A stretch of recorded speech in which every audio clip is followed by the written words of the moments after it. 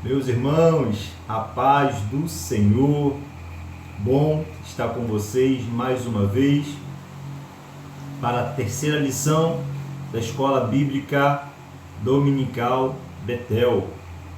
Estamos hoje para falar sobre a ordenança para congregar e prestar um culto racional.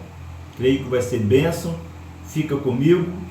Me chamo Wanderson Gomes, sou membro da Assembleia de Deus, Ministério Madureira, em São Pedro da Aldeia, pastor Davi José Loureiro, e congrego na Assembleia de Deus, em Sapetiba Mirim, com o pastor Sérgio Ismael Ferreira.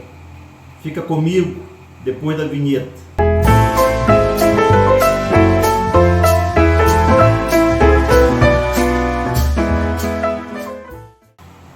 Vamos lá, irmãos, lição de número 3. Tem como título Ordenança para congregar e prestar um culto racional. Meus irmãos, o meu objetivo aqui não é fazer um estudo exaustivo da lição. Pelo contrário, o meu objetivo nessas aulas que eu ministro é para fazer um resumo de toda a lição. Primeiro, para ajudar o professor que tem alguma dificuldade no entendimento, ajudar o aluno e ajudar, irmãos, aqueles que não poderão se locomover para as escolas bíblicas dominicais devido a alguma enfermidade, ao estar acamado, ou alguém que irá trabalhar no dia. Então, o meu objetivo, irmãos, nessa aula não é uma aula exaustiva, pelo contrário, é um resumo, fazer um apanhado da lição para passar para os irmãos. Então, irmãos, neste domingo estaremos estudando sobre a ordenança para congregar e prestar um culto racional. O texto áureo está lá em Romanos, capítulo 2, versículo 1, que diz: Rogo-vos, pois, irmãos, pela compaixão de Deus, que apresenteis os vossos corpos em sacrifício vivo, santo e agradável a Deus, que é o vosso culto racional.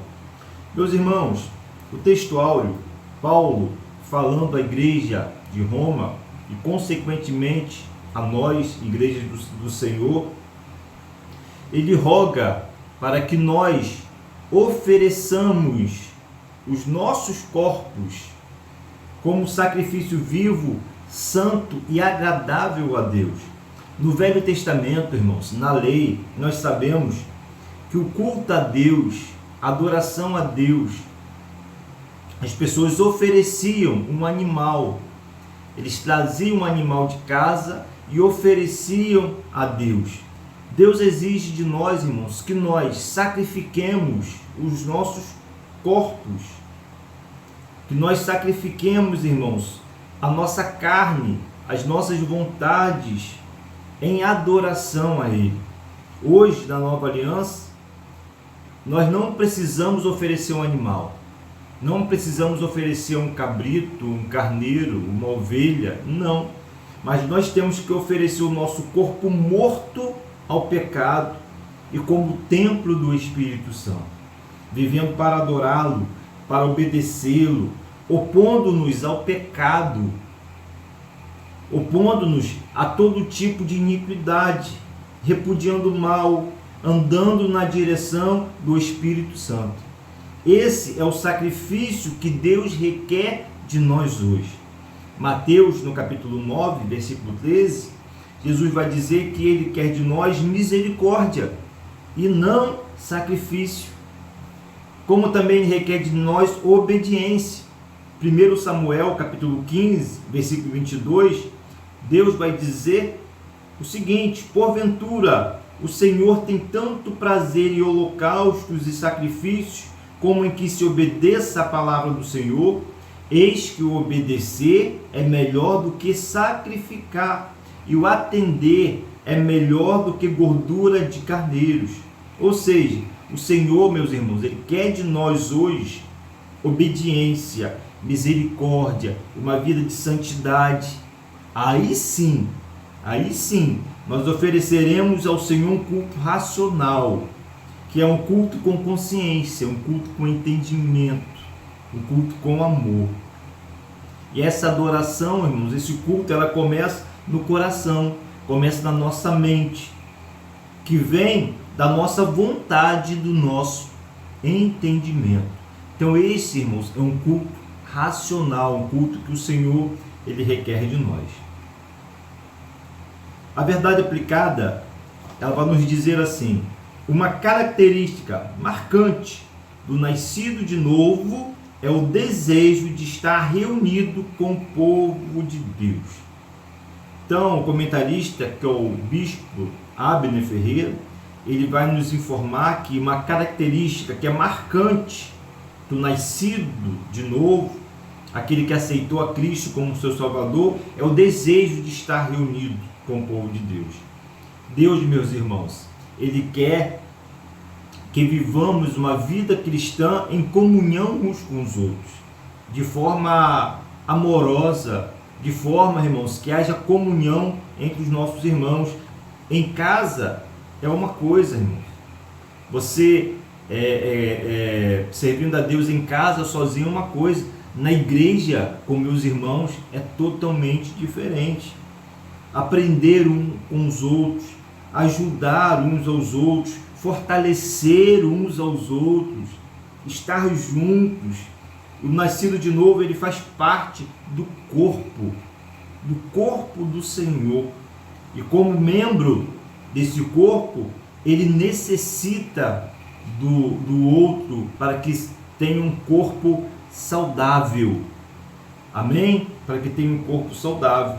Um depende do outro. Um tem a necessidade do outro. Vamos lá, irmãos, a introdução, ele vai nos dizer assim: muitos deixam de congregar por qualquer motivo. As dificuldades e lutas da vida jamais deverão ser empecilhos ou desculpas para alguém deixar de participar das atividades da igreja. Meus irmãos, uma das modas nos dias atuais, nos dias que estamos vivendo, são os desigrejados. O que são os desigrejados? São aqueles que afirmam, irmãos, que não é necessário ir ao templo, congregar para exercer a fé cristã. Eles podem fazer isso de casa. Eles afirmam que toda a estrutura religiosa apresenta-se como uma instituição desnecessária e defende que a fé cristã pode ser exercida desvinculado da comunhão da igreja. Ou seja, aqueles chamados desigrejados, eles acreditam que não precisa de um templo, não precisa de um pastor, não precisa estar na comunhão dos irmãos para adorar, para prestar um culto ao Senhor. Eles podem fazer das suas casas. E muitos são os motivos que alegam para esse descontentamento com essa instituição cristã, como por exemplo, liderança, pessoas que saem da comunhão, deixam de congregar por causa da liderança, né? Outros deixam de congregar porque acham que a doutrina é muito rígida, é muito tradicional, é muito conservadora. Outros, já de forma contrária, acham que a doutrina é muito liberal, é muito moderna, e alguns deixam de congregar por causa disso. Outros tem outros, muitos motivos, irmãos, muitos motivos que deixam das pessoas congregarem. E aí eles saem, resolvem rejeitar a prática do culto, abandonam o templo, a comunhão com os irmãos e tornam-se evangélicos, evangélicos nominais, isto é, sem vínculo eclesiástico. Os desigrejados, eles não abandonam a fé. Essas pessoas que deixam de se congregar não abandonam a fé. Eles creem em Deus, creem em Jesus, porém, eles não participam da comunhão. Eles acham desnecessário essa instituição cristã, eles acham desnecessário. Porém, irmãos, é um erro, porque aquele que está em Cristo faz parte do corpo, é membro do corpo.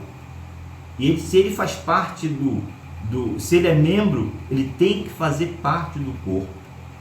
O membro não é só um, irmãos. O corpo é um, mas os membros são muitos. São muitos. Então, como membro, ele tem que fazer parte desse corpo. Vamos lá, meus irmãos, tópico 1. Não deixando de congregar. Congregar significa reunir-se, unir-se, ficar junto. Congregar é reunir com um propósito. E qual é o propósito? Quando a igreja ela se reúne, quando a igreja, irmãos, ela está junto, o propósito é de adorar, o propósito é de prestar culto, é de glorificar ao Senhor. A igreja ela é chamada de corpo de Cristo em Efésios capítulo 5, versículo 30. Tendo Cristo o cabeça da igreja. Efésios, no capítulo 1, no versículo 22, vai nos dizer assim, ó: e sujeitou todas as coisas a seus pés, e sobre todas as coisas o constituiu como cabeça da igreja, que é o seu corpo, a plenitude daquele que cumpre tudo em todos. Ou seja, Deus, o Senhor Jesus é o cabeça, e nós somos os membros desse corpo. E como corpo, esse corpo ele tem algumas missões. Qual é a missão da igreja? Qual é a nossa missão? Primeiro, evangelizar o mundo.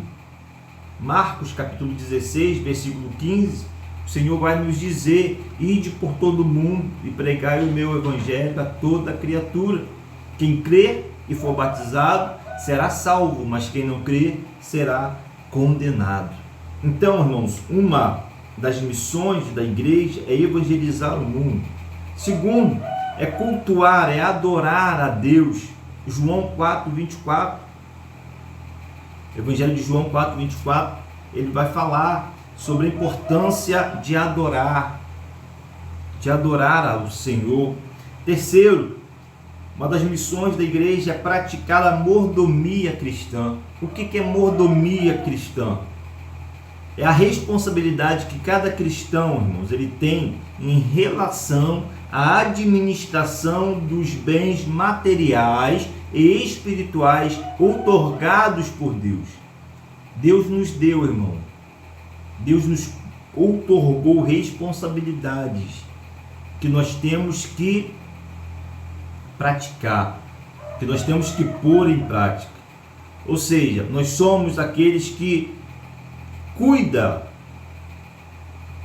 daquilo que o Senhor colocou em nossas mãos. Isso é mordomia cristã. Eu tenho que cuidar do meu irmão, eu tenho que cuidar das coisas do meu pai. Então, porque o Senhor me designou para isso, eu sou mordomo de Cristo aqui na terra, a igreja é mordomo do Senhor aqui na terra. E quarto, o ensino, o discipulado, o aprendizado, isso tudo faz parte da missão da igreja. Irmãos, no Velho Testamento, o salmista, lá no Salmo 84, ele vai expressar a alegria e o gozo que ele sentia em poder estar na casa do Senhor. Assim também, irmãos, tem que ser cada um de nós, quando frequentamos a congregação, quando frequentamos a casa do Senhor, o poder estar junto com meus irmãos, o poder estar, irmãos, em comunhão com o meu próximo, para poder adorar a Deus. No Salmo 122, versículo 1, o salmista diz assim: alegrei-me quando me disseram, vamos à casa do Senhor. Por quê, irmãos? Porque é na casa do Senhor que eu posso fortalecer as minhas forças. Glória a Deus, o meu irmão, a palavra do meu pastor, a palavra dos meus irmãos, ouvir a palavra diretamente do trono da graça de Deus. Então, irmãos, essa é a importância de irmos à casa do Senhor. O salmista aqui ele vai compartilhar sua alegria, expectativas ao planejar a sua visita anual ao templo. Em Jerusalém, a casa do Senhor, aqui é identificado no Antigo Testamento como templo, na cidade lá de Jerusalém, onde pelo menos uma vez ao ano, o judeu ele teria que estar lá.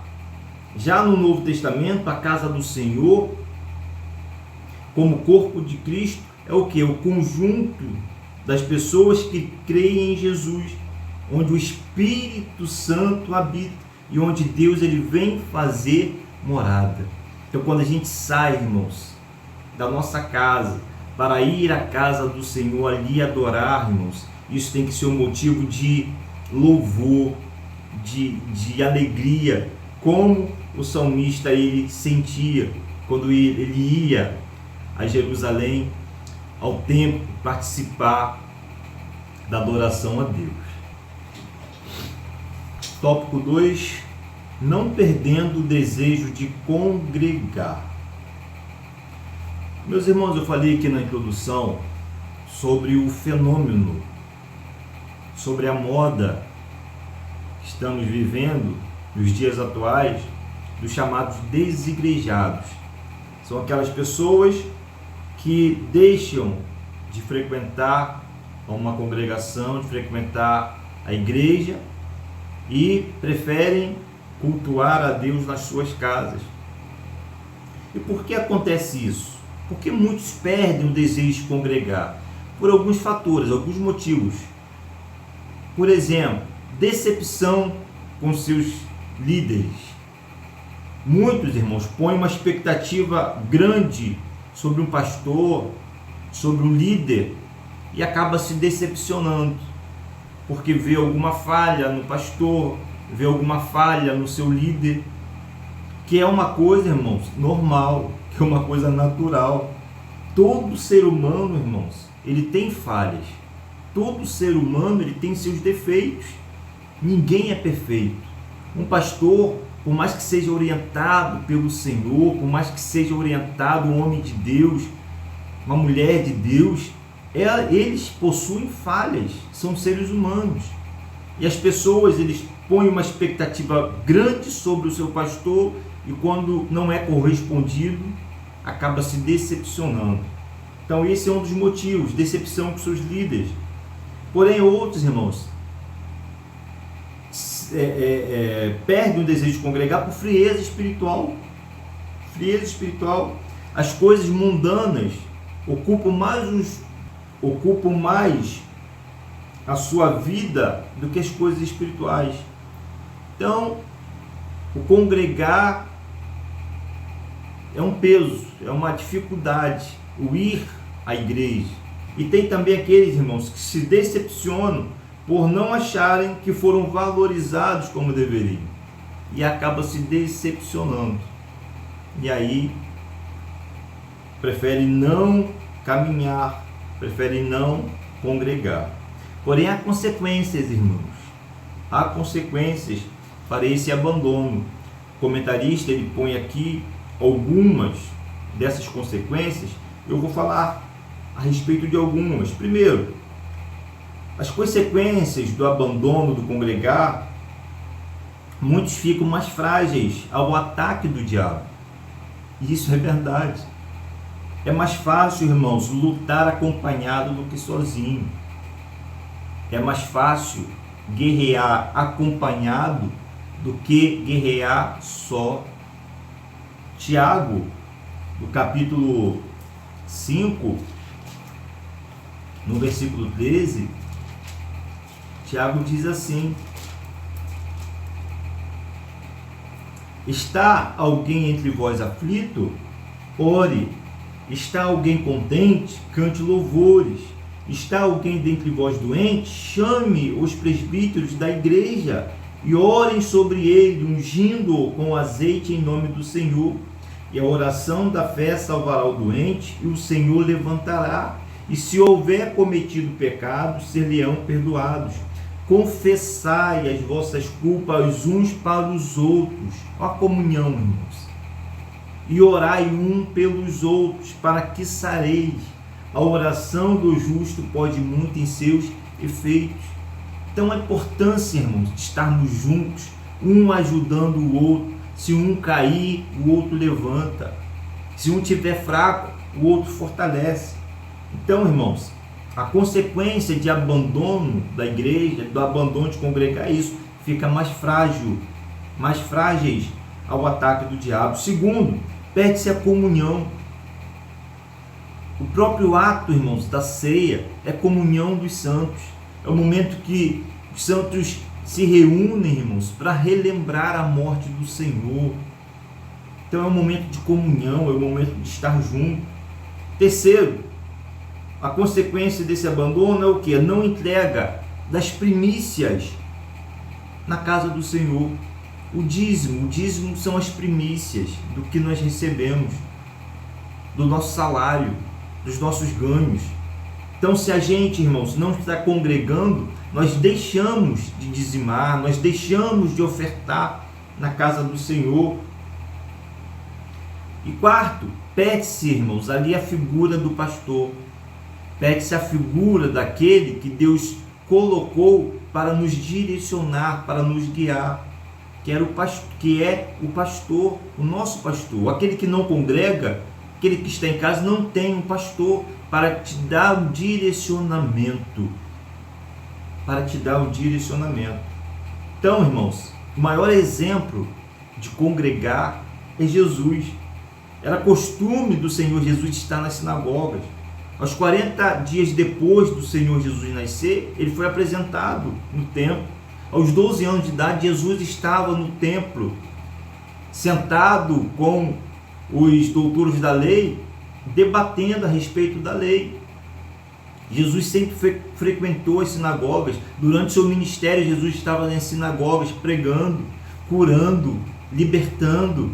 Então, irmãos, é necessário hoje, irmãos, estarmos numa igreja, estarmos, irmãos, congregando, pois isso é bom para a nossa alma, para o nosso espírito, e é uma ordenança do Senhor Jesus.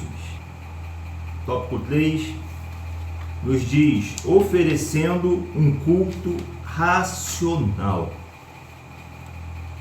Culto racional, irmão, significa adoração consciente, com amor, mas com entendimento. Culto significa adoração, veneração, dedicação. Quando eu estou, irmãos, cultuando, eu estou adorando, eu estou venerando o Senhor. E racional? Racional se refere à razão, à nossa capacidade de raciocinar, de entender o que estamos fazendo. Então, quando o Senhor nos pede um culto racional, Ele pede, irmãos, um culto em que nós temos a capacidade de discernir o que estamos fazendo. Quando eu vou para o culto, eu tenho que saber o que eu estou fazendo lá. Eu estou lá para adorar ao Senhor, pois Ele merece a minha adoração. Tá, irmãos? Então, a nossa capacidade de raciocinar, de entender o que estamos fazendo. Não se pode, irmãos, trocar um culto racional ou espiritual, por um culto sentimental, onde as emoções falam mais alto, ou um culto sem entendimento, sem lógica, agradável.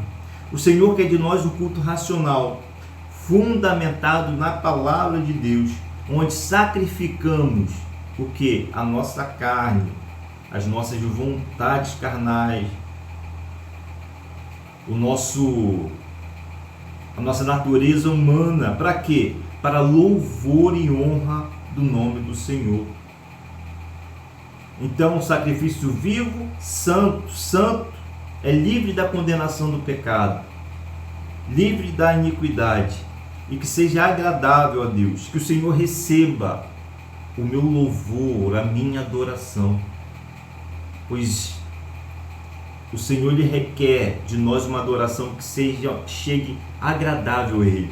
Quando os judeus eles sacrificavam no Velho Testamento um cordeiro, aquele sacrifício, aquele cheiro de carne queimada, ou incenso quando era queimado no tabernáculo, aquele cheiro chegava ao Senhor. Aquele cheiro de incenso chegava às narinas do Senhor de forma agradável. Assim que o Senhor requer de nós. Ele quer que a nossa adoração, que o nosso louvor alcance o seu coração, ele se alegre com o nosso culto. Glória a Deus. Pois Deus está o quê? Deus está à procura de verdadeiros adoradores, que o adorem em espírito e em verdade. Quando o Senhor pregou para aquela mulher samaritana, aquela mulher tinha preocupação: sei onde devemos adorar, no Monte Gerizim ou lá no templo em Jerusalém? O Senhor olha, o local, o lugar, não importa, não importa. O que eu quero é que os verdadeiros adoradores o adorem o Pai em espírito e em verdade, com verdade. Com verdade, é isso que o Senhor quer de nós, com coração, não com emocionalismo, não vendo o meu irmão do lado fazer ou fazendo, não, com verdade, eu e o Senhor, pois só Deus, meus irmãos, Ele é merecedor do nosso culto, mais ninguém.